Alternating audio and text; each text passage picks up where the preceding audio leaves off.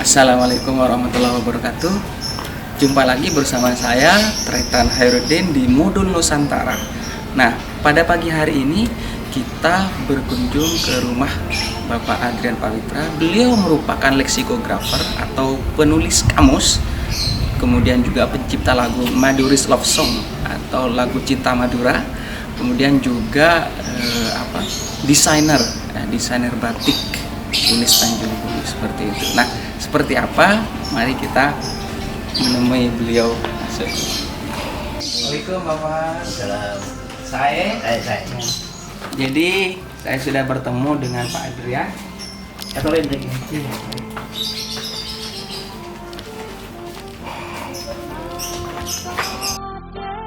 Warahmatullahi wabarakatuh, para mahasiswa dan pemirsa di YouTube mahasiswa Modul Nusantara. Alhamdulillah pagi hari ini kita bertemu dengan salah satu sang maestro atau legenda Madura kalau saya boleh, karena apa? Beliau merupakan salah satu penulis kamus bahasa Madura, Bapak Adrian Pawitra. Ya, Saya Bapak. Saya Pak Khairuddin. Itu berarti baik kabarnya seperti itu pemirsa. Nah, nanti kita akan berbincang-bincang santai terkait beliau seperti apa, dan mudah-mudahan ini menginspirasi karena tema kali ini adalah inspiratif, bagaimana seseorang itu menginspirasi kita, khususnya mahasiswa Modul Nusantara, seluruh Nusantara. Hebat. Assalamualaikum Bapak. Waalaikumsalam Pak Khairuddin. Ya. Jadi Bapak ini merupakan satu yang saya sebut tadi leksikografer Bapak ya, penulis kamus, kemudian juga pencipta lagu Madura. Kemudian juga desainer atau lukis atau mendesain motif-motif Madura, atau lebih dikenal dengan batik Tanjung Bumi ya, yang pernah kita lihat. Ya. Nah, untuk menyingkat waktu ya, kita langsung berbincang-bincang dengan Bapak. Iya Pak Khairuddin. Bapak bisa menceritakan biografi singkat Bapak. Ya, saya lahir di Bangkalan, Madura, tepatnya tanggal 20 Agustus 1969. Ya. Jadi sekarang ya 52 lah. Bukan 19-an Pak ya. Bukan ya. Sebenarnya 25 sebenarnya, kalau dibalik 52. Ya, saya masa kecil ya di Madura gitu ya. Ya, pendidikan saya ya di SD Pangeranan, terus SMP juga SMP 2 di Bangkalan, terus SMA-nya SMA 1 Bangkalan, dan juga pendidikan S1 saya juga di Bangkalan. Waktu itu Unibang. Ya, UTM ya. Di Unibang saya di Fakultas Ekonomi, Manajemen Ekonomi ya. Jadi sejarah singkat saya sebenarnya pekerjaan saya dari tahun 2000-an, 98 lah gitu ya. Ya, tidak luput dari yang berkaitan dengan keuangan. Ya. Dan rata-rata saya itu di finance, accounting, ya. Terakhir saya kerja di di sebuah perusahaan tambang batu bara di Sumatera. Itu sebagai supervisor finance accounting. Di balik itu kan akademis saya itu ya. Di sisi lain saya mempunyai, katanya orang itu, keahlian di bidang seni. Memang berdarah seni. Ya, memang ayah saya dikenal dengan budayawan Madura. Mungkin orang-orang Bangkalan juga orang Madura di Pamekasan, Sumeneb itu bapak saya namanya Bapak Muhammad Irsad. Kebetulan beliau adalah pencipta lagu Mars Aisyah. Mars Aisyah. Jadi Pak Adrian ini sudah mengalir darah dari ayah berarti Pak ya. Iya.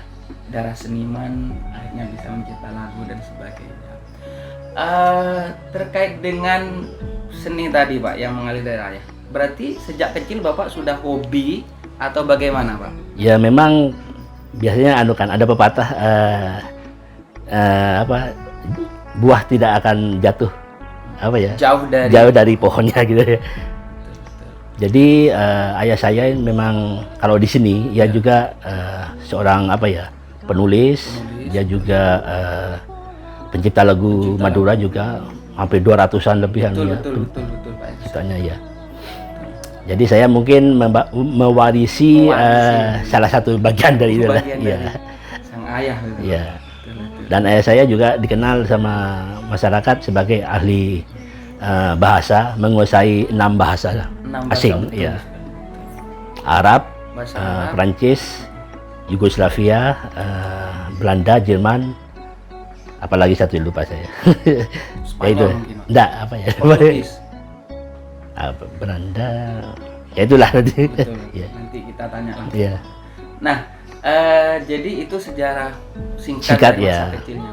Nah, kalau mulai untuk melukis itu Pak, atau mendesain itu kapan?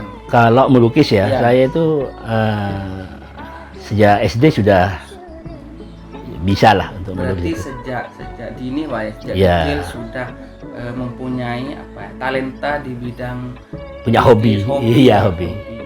Nah, kemudian beranjak dewasa akhirnya mencipta lagu Pak. Ya sebenarnya Apa mencipta lagu dulu apa menulis kamus dulu Pak? Mencipta lagu. Mencipta lagu.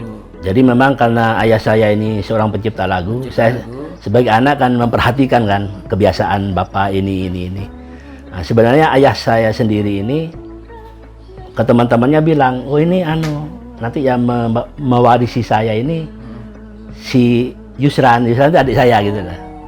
Adik saya kan juga bisa gitu kan, mencipta lagu. Tapi justru saya yang sekarang ini meneruskan dan mengembangkan hasil karya ayah saya. Jadi yang lagu Madura yang diciptakan ayah saya banyak saya aransemen dan saya buatkan lagu di YouTube. Saya punya channel. Nah, nanti ada teman-teman mahasiswa, lagu-lagu Madura yang mau para pemirsa bisa cek. Bisa cek nanti Di channelnya Pak Adrian Pawitra. Maduris Love Song. Ya. Nah, kalau boleh tahu nih Pak, sebelum kita bahas kamus nih, Ya. lagu dulu nih. Nah, alasan untuk mencipta lagu itu apa? Memang gini, khusus di Madura ya, itu masih banyak suku Madura, orang-orang Madura sendiri tidak mengenal lagunya sendiri. Lagunya Ya. sendiri. Kita dapati bahwa orang Madura itu identik dengan dangdutan. Dangdutan. Ya. Betul sekali. Terus ada lagu-lagu India yang dimadurakan. Nah, itu. Lagu India yang mana? Nah, terus banyaklah Banyak. yang bagi kita itu jadi ganjalan gitu lah. Makanya saya berusaha memperkenalkan inilah lagu Madura. Memang banyak lagu Madura itu genre-genrenya gitu. Betul. Tapi yang penting lagu Madura itu adalah bertitian nada itu pentatonis. Pentatonis. Berarti tidak ada nada fa dan si. Jadi do re mi sol la do itu aja. 5 nada itu. 5 nada, Iya. hanya 5 nada, bukan Iya. bukan seperti biasanya Iya. itu Pak ya. Dan itu pun terbagi di lagu Madura itu ada yang memang tradisional. Tradisional. Yang kedua adalah lagu anak-anak dan lagu ciptaan. Nah, itulah. Kan kalau lagu anak-anak ini kita masih mendapati ada nada fa dan si. Itu tidak bisa terbantahkan karena di manuskrip yang kita dapati itu ada gitu. Ada. Itu kita tidak menafikan. Contoh yang paling yang kita suguhkan itu memang ada lagu Tonduk Majeng. Nah, itu adalah lagu Madura yang mewakili etnis Madura di Nusantara. Nah, itulah. Kalau sudah ada Tonduk Majeng, oh itu Madura. Sampai sudah internasional. Iya.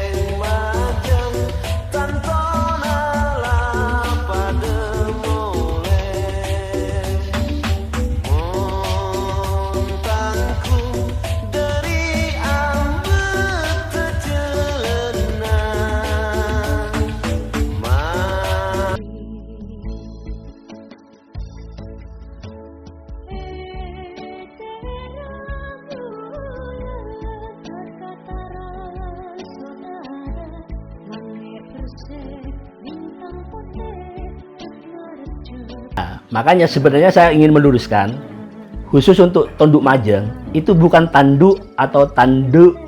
Yang betul tuh, iya itu yang bahasa yang betul adalah tonduk majeng. Tonduk majeng. Artinya adalah tiba dari menangkap ikan. Tonduk itu tiba. Kapal atau perahu yang menangkap ikan di laut itu sudah nampak, tapi belum bersandar gitu, Pak. Enggak, belum mencapai garis pantai. Garis pantai. Jadi itu kalau dalam bahasa Madura itu tonduk. Nah, itu orang-orang dikiranya tanduk kan itulah beda. Saya pun juga demikian Pak, mengira tanduk majeng. Ya, ini perlu kita luruskan. Khusus lagu Tonduk Majang ini adalah sering orang mengapresiasi mengira Tonduk Majang sama Oleh Ulang tuh satu kesatuan. Ternyata Pak, ini. Ternyata lagu ini dua lagu yang berbeda. Dua lagu yang berbeda ya. Tonduk Majang ya Tonduk Majang. Oleh Ulang ya Oleh Ulang. Jadi di medley kan dulu orang-orang kan sering memedley, jadi dicampur gitu ya. Dicampur ya. Yang orang kenal, oh ini lagu Tonduk Majang. Terus Oleh Ulang itu. Walah jeret, tanale kan ini. Nah, itu beda itu. Beda Pak ya. Karena Tonduk Majang menceritakan nelayan Madura dengan kegiatan menangkap ikan sampai ke turun muatan, itu Tonduk Majang. Kalau Oleh Ulang ini lain. Jadi Oleh Ulang memang perahu yang oleh olang itu mendapati arah gitu. Orang oleh itu mendapati, ya. Olang itu arah. Masih banyak orang Madura sendiri nggak ngerti apa oleh ulang gitu loh.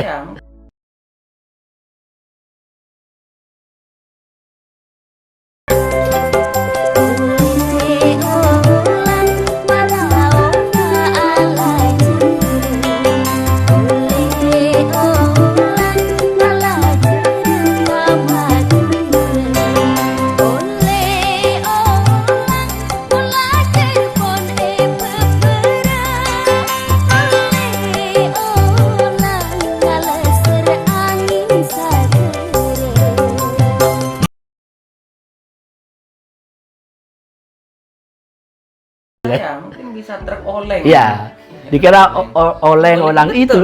Ya. Dikira truk oleh olang. Itu di kamus nanti sudah saya nanti kita akan sudah. Nah, bisa diceritakan Pak. Nah, untuk memperkenalkan lagu itu sendiri caranya bagaimana Pak? Pada waktu itu dan saat ini. Ya, memang gini ya.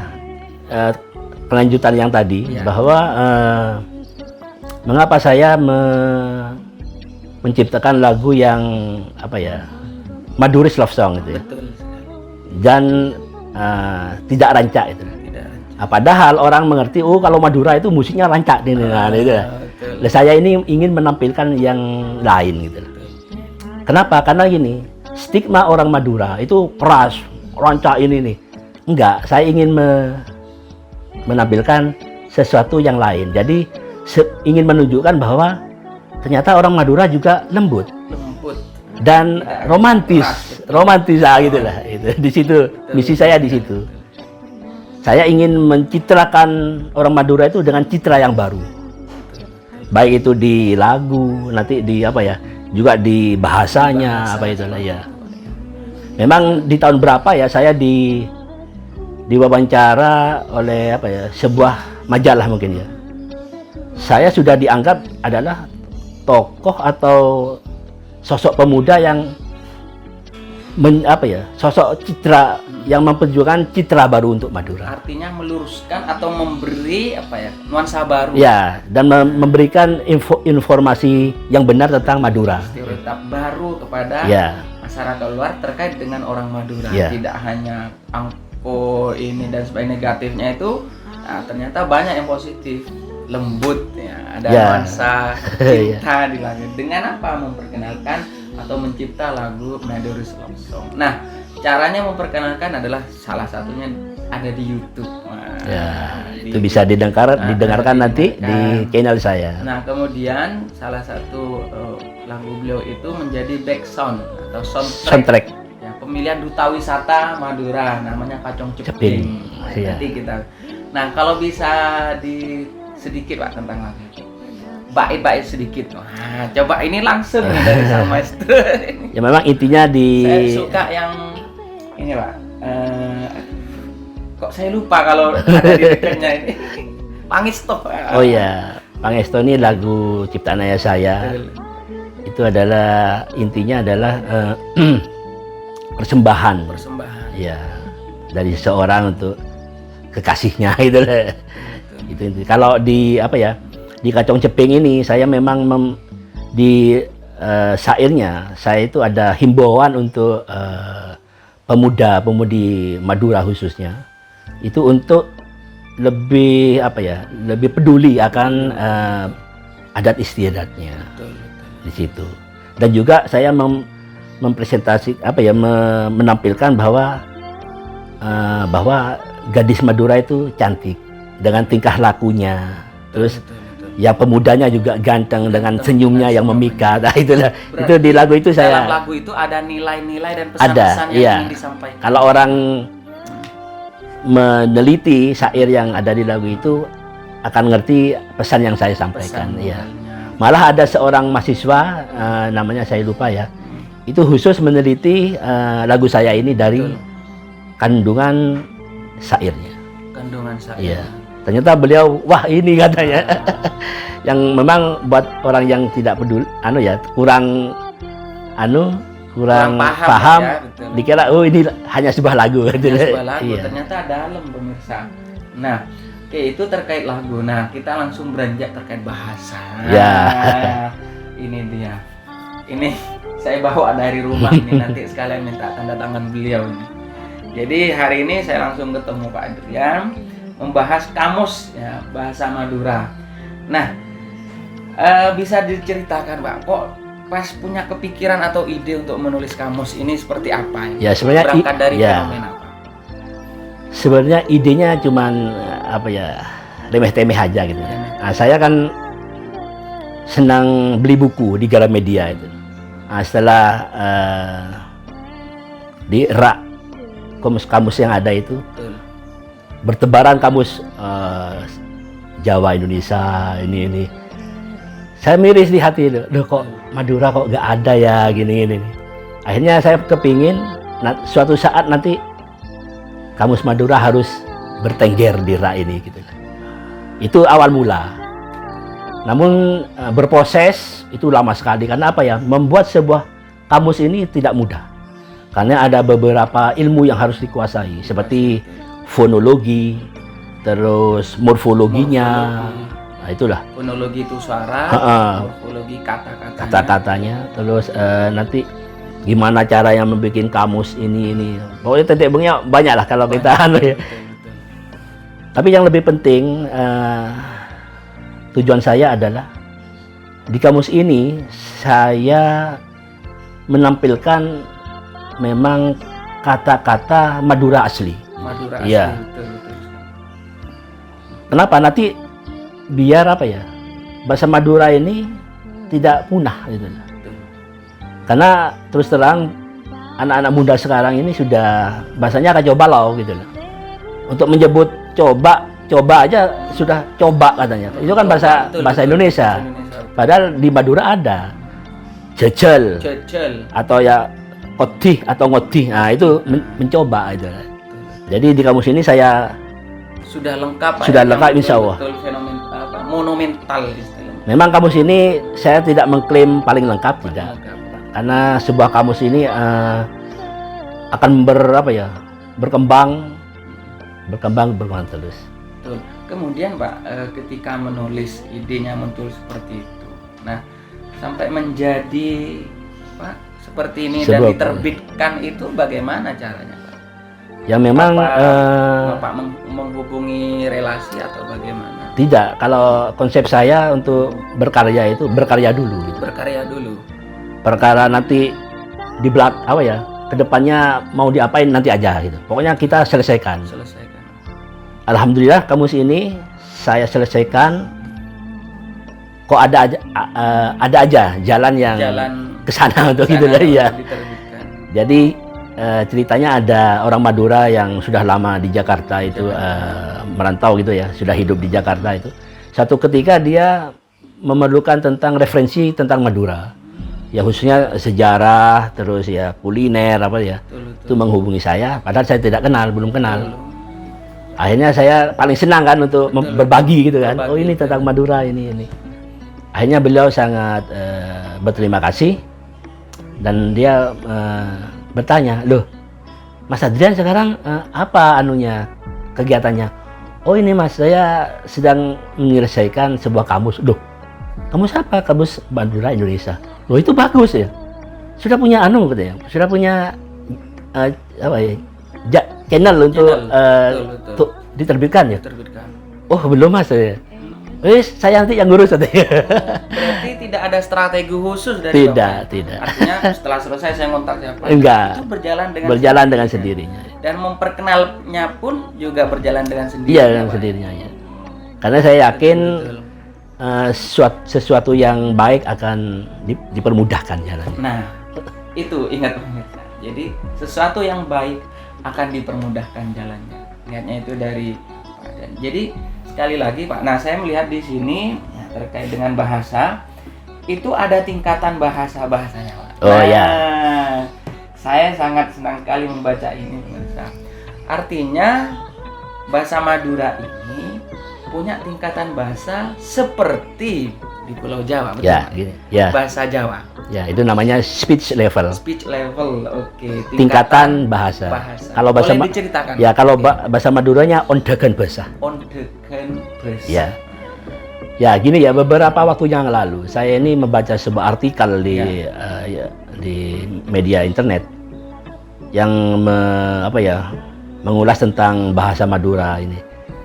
Ternyata di situ dikatakan bahasa Madura tidak punya tingkatan bahasa. Wah, itu saya loh ini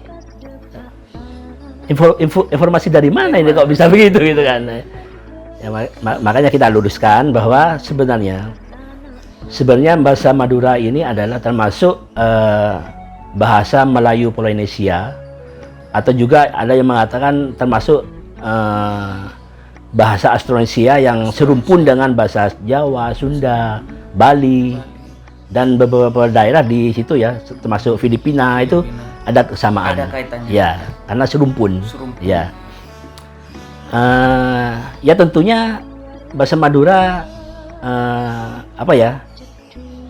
banyak juga dipengaruhi oleh bahasa asing.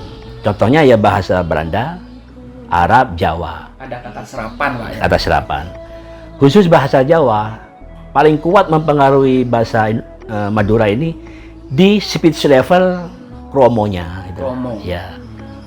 Jadi banyak kita jumpai bahasa Madura yang mirip dan sama dengan bahasa Jawa di tingkat kromonya.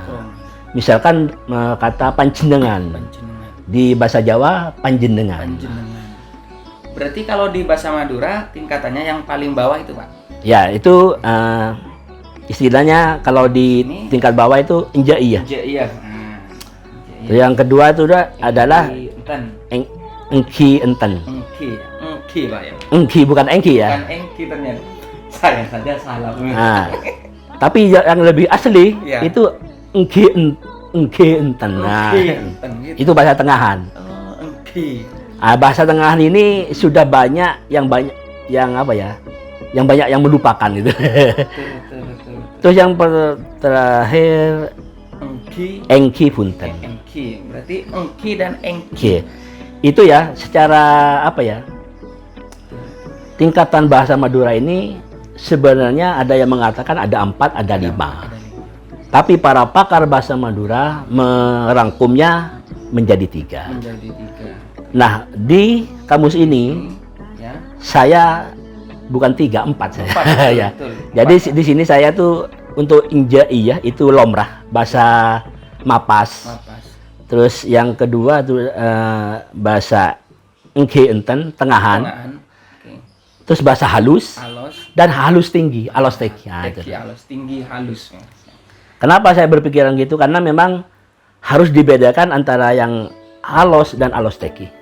Jadi ada 4 yang di kamus ini. Berarti memang ada kaitannya atau hubungan antara Madura dan Jawa, Pak? Ya, memang kalau ditilik dalam sejarah Kan Madura ini sejak Sultan Hasanuddin mengalahkan Madura, Betul. itu otomatis Madura di bawahan Kerajaan Mataram. Kerajaan Mataram. Sampai ke dinasti Telkaningrat.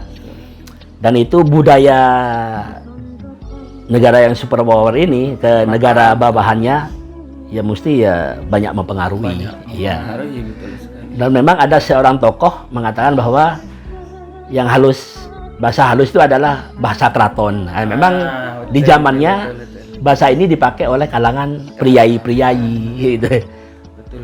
Maka dari itu bahasa Madura yang di kaum bawah itu biasanya apa ya Pak? Bahasa yang Mapas. Betul begitu Pak. Iya. Satu contoh saya pernah ketemu atau berkomunikasi dengan di pasar itu Pak. Sobung itu sudah biasa. Sobung itu tidak ada pemirsa. Nah, kalau yang lebih tinggi dari sobung itu kan ada Pak ya.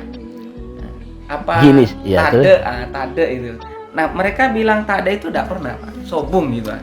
Ya untuk bahasa Sobung sendiri, kita sekarang Diluruskan. diluruskan apa sebenarnya kata Sobung itu. Sebelumnya kita tahu bahwa kata Sobung ini adalah kata kromo Inggilnya tade. Tade. Nah, itulah. Jadi sekarang sudah terpatri bahwa Sobung itu adalah tade gitu. Oh, berarti keliru seperti itu Pak. Ya. Sebenarnya Sobung itu sepi. Misalkan ya kita berada pada suatu keadaan, misalkan sudah maghrib nih, Betul. maghrib, terus kita mau menutup pagar rumah kita, Betul. terus kita melihat jalanan itu kok sepi, itu ada Sobung gitu lah. Itu. Betul. Tapi sekarang Sobung itu ya tade gitu lah. Namun di kamus saya, Sobung masih saya letakkan pada arti yang tidak ada, gitu. Tidak ada. Karena memang sudah anunya masyarakat terbentuk oleh karakter masyarakat. Nah, nanti kita akan punya sesi khusus untuk membahas satu persatu. Kalau dibahas sekarang, wah, Banyak. lama ini. Nah, sekarang kita bahas keunikan dari bahasa Madura itu sendiri, Pak. Ya memang keunikannya banyak ya. Salah satunya ya bahasa Madura ini mempunyai morfem tang. Tang itu kalau di bahasa Inggrisnya my. Dan itu satu-satunya bahasa daerah di Indonesia. Ya Madura ini keunikannya. Betul. Kalau bahasa Indonesia pun juga tidak ada, Pak ya. Ku di belakang. Iya, ini bukuku, buku saya. Buku gitu. saya, betul. Kalau Madura tang buku. Tang buku ini sama seperti bahasa Kalau Inggris berarti. kalau buku Nasengko itu betul, tapi itu sudah sudah terpengaruh dengan bahasa Indonesia. Bahasa Indonesia. Iya. Buku ya. Jadi bahasa Indonesia sama dong dengan bahasa Inggris. Bahasa Inggris. Bahasa Madura sama. My book, My book. tang buku. Tang buku. Itu dah. ini tang buku ini kalau bahasa Iya. apa? Maduranya. Bahasa Inggrisnya my book. Nah, dan yang kita perlu luruskan lagi adalah tentang question tag bahasa Madura. Question tag Madura ini adalah tak iya. Inilah. Betul. Banyak orang di luar Madura sering menjadikan bahasa Madura ini sebagai lelucon, candaan-candaan. Nah, Jadi perlu diluruskan ini. setiap mengatakan tak iya ya. Itu salah. Jadi tak iya ini tidak bisa ditempatkan pada sembarang kalimat. Jadi adalah kata penegas ini ya sesuai dengan penggunaannya. Jadi kita sebagai pemerhati budaya, seni dan bahasa Madura itu kalau ada lawakan di TV yang penyimpangan istilahnya, penyimpangan ya bahasa memang mungkin maksudnya candaan. betul. Tapi itu tidak bisa dibenarkan karena dari sisi pembuatan sebuah kalimat sintaknya Pak ya. itu nggak bisa dibenarkan karena memang itu adalah question tag-nya Madura. Oke, kalau bahasa Inggrisnya don't you gitu. Ya kan kalau bahasa Ya kan, Inggrisnya. kalau bahasa Inggrisnya. Kamu mau ke sini kan? Iya. Jadi tak ya itu tidak semua kalimat ada tak ya Iya. gitu Pak ya. Dan yang perlu diketahui lagi adalah bahasa apa ya, gaul ya, yang Bahasa gaul. sering kita sekarang sudah menasional seperti ajiyah katanya. Itu sebenarnya dari bahasa Madura. Betul. Nggak ada di bahasa manapun yang ajiyah itu. Ajiyah, betul. Itu kayak itu kan. Itu betul. Kan sekarang sudah terkenal kan bahasa itu ajiyah. Betul. Jadi sekali lagi bahasa Madura itu unik.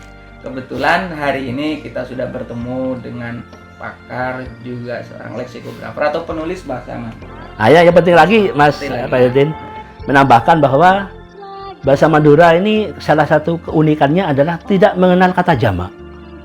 Banyak berarti Pak ya. Kata jamak itu kata jamak ini seperti aku, Anda. Bukan Anda, apa ya? Mereka. Dia itu betul. Orang Madura nggak punya. Tapi orang Madura sendiri pintar, dia merubah sesuatu yang sulit itu ada itu. Maksudnya untuk menyebutkan mereka itu berarti gimana Pak? Ya. Biasanya. Orang Madura untuk mereka itu ya. Orang-orang ngerubah. Betul. Terus bahasa kita. Biasanya orang kalau di acara-acara mantenan itu, kaulah sareng panjenengan saja. Itu kita. Kaulah sareng panjenengan saja. Itu kita. Saya dengan kamu semua. Kalau di banyak lagu-lagu Madura, biasanya lagu-lagu Madura itu syairnya memakai speech level, ada yang tinggi campuran dengan yang tengahan. Yang tengahannya adalah untuk mengekspresikan untuk kita sepasang kekasih gitu ya. Betul. Gula Bantika. Gitu. Saya ingat lagunya apa? Siapa itu yang sapo merah itu Pak? Selok soca merah. Yunus. Itu Gula Bantika. Iya, itu. Termasuk di lagunya Bapak itu ada Gula Bantika. Ya, karena memang dari atas-atasnya itu untuk menyebutkan kita itu Gula Bantika. Terus kalau kita di pergaulan sehari-hari gitu ya, sama pemuda itu ya, kalau kita itu biasanya kan kita orang Madura sendiri sulit apa kita gitu ya. Ya biasanya ya mon aba ya aba maksudnya awa ini kita itu untuk itu. Nah, untuk bahasa Madura sendiri nih Pak. Nah, tadi kan sudah membahas tentang keunikan. Nah, kalau kata-kata makian itu ada enggak? Ada. Malah salah satu teman saya yang waktu itu di UNESA ya. Itu skripsinya mungkin mengambil tentang kata pesoan. Istilahnya pesoan. Ya, makian. Makian itu sopeso. Memaki. Atau kalau bahasanya bahasa slang. Bahasa slangian dan sebagainya seperti itu. Ada banyak itu. Artinya bahasa Madura ini sangat kaya sekali Pak ya. Tidak hanya satu bahasa macamnya, tetapi ada bahasa halusnya juga, ada bahasa mesong atau makian seperti itu. Ada uniknya juga seperti itu. Memang pengalaman saya menulis kamus ini selama 9 tahun. Dan dilanjut selama 12 tahun ini belum selesai juga yang kamus Indonesia Madura. Nah, berarti nanti ada kamus Indonesia Madura. Ya. Indonesia Madura, Pak. Ya. Contoh ya yang unik bahasa Madura ini untuk kata lepas itu ya. Kita kan lepas itu ya. Itu konteksnya apa dulu yang dilepas itu? Misalkan yang lepas itu tali. Itu bisa ducol. Ducot. Nah. Kalau gigi lepas apa? Lain lagi itu pongka gitu kalau itu saya apongka. Iya. Ducol. Nah, sangat menarik sekali pemirsa untuk membahas. Nampaknya tidak akan selesai kalau membahas ya ini ya masih hanya beberapa persennya lah nanti. Berarti kamus ini menurut beliau masih belum lengkap dan akan direvisi lagi seperti itu Pak. Ya nanti mungkin ini ada edisi revisinya dengan memasukkan entry yang mungkin ratusan lagi ya. Iya. Atau mungkin bahasa Madura yang terbaru dari serapan gaul-gaulnya apa bisa dimasukkan Pak? Ya sebagian bisa kalau memang tidak tidak begitu, kalau yang tidak begitu penting ya kita tidak masukkan ya. Betul sekali. Nah, di era milenial ini memang sangat susah sekali, satu untuk mengenal sejarah, budaya, juga bagaimana cara kita melestarikan. Nah, mungkin dari sosok beliau ini kita bisa mengambil contoh pesan Pak kira-kira terkait dengan melestarikan budaya khususnya Madura untuk generasi muda dan para mahasiswa, kira-kira seperti apa Pak? Menurut saya memang karena kondisi kondisi real yang ada itu ya, baik itu bahasa Madura yang semakin orang Madura sendiri tidak banyak yang mengerti ini, terus juga tentang lagu Madura juga banyak kawula muda yang belum begitu paham itu ya. Itu memang kita dari dulu saya sudah mengonsep bahwa sesuatu yang akan diperkenalkan itu harus memang dipersiapkan dengan matang betul. Contohnya ini, kamus ini. Memang dulu saya nanti ujung-ujungnya nanti ingin melestarikan bahasa melestarikan bahasa Madura, banyak caranya ya. Betul. Mungkin dengan ada lombanya, lomba berpidato bahasa Madura, bisa lomba mencipta puisi berbahasa Madura, bisa menyanyikan. Nah, itu kan ya, itu kan hanya medianya Pak ya. Media dan kondisional. Gitu. Nah, kalau kita kamus ini nanti kan sudah ada wujudnya. Itu bisa puluhan tahun ke depan bisa ya. Menjadi karya atau manuskrip yang luar biasa. Iya, nanti jadi semacam monumen ya. Untuk generasi berikutnya seperti itu. Jadi sekali lagi pesan beliau adalah bagi kalian ya di daerah masing-masing, tulislah ya, menulis kamus bahasa atau contoh di Kalimantan, mungkin ada bahasa lokalnya bisa dijadikan kamus untuk generasi muda seperti itu Pak ya. Nah ini terakhir nih Pak, kan Bapak katanya pernah mendesain batik. Oh iya. Itu bagaimana ceritanya? Memang saya kan hobinya melukis, membuat sesuatu yang baru itu. Memang sejak SMP SMA saya itu sering mengikuti lomba rancang bangun tekstil dan desain batik. Sejak SMA Pak? Ya, malah waktu SMA saya pernah ikut pameran di Taman Budaya Surabaya. Itu di zaman tahun berapa ya? Tahun 86, 87 lah. Gitu. Nah, dan sekarang saya melukis batik Madura pada kanvas. Pada kanvas. Ya. Dan itu tekniknya memang sulit karena membatik itu kan butuh kesabaran dan kerumitan. Nah, kalau cat minyak ini kan masih basah, kalau ditumpangi nggak bisa, harus kering dulu. Iya.